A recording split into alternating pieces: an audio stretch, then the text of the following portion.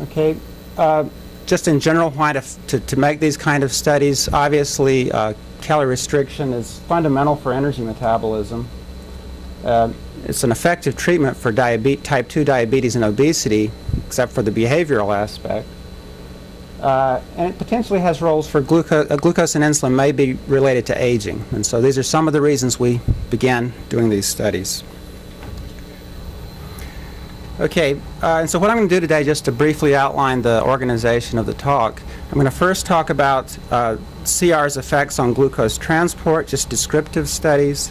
Most of the talk will be talking about understanding the cellular processes that account for these effects.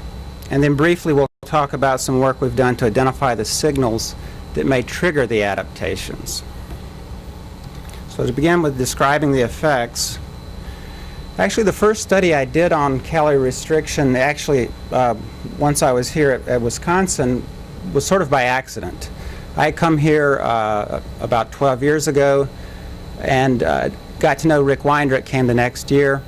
And he asked me, I was an assistant professor, and he said, I've got some aging rats that are available if you'd like to study them. Would you like to do that? And I said, sure, because as a new assistant professor, I didn't have a lot of resources, and I was very interested in aging. And he said, by the way, half of them are calorie restricted. Do you want to study those also? And I said, sure, that sounds interesting. So I did the study, and it turned out that the calorie restriction aspect was in a way more interesting than the pure aging aspect, and so I've continued to follow up with the calorie restriction. So what these data slides are showing is on the y-axis it's glucose transport, again in the isolated muscle. And what's important is that in these experiments I have matched the ad libitum and the calorie restricted animals for the same insulin concentration. So in vivo, obviously the calorie-restricted animals would have lower insulin, typically. But here we're matching them to the same insulin and glucose to just control that. How do you do that when they're getting different amounts of food? The question was, how do we do that when they're getting different amounts of food? This is an isolated muscle, so we take out the muscle, put it into a flask that we've put in a solution, so that's what we're doing here. We've done a little bit of work with in vivo, but mostly in vitro.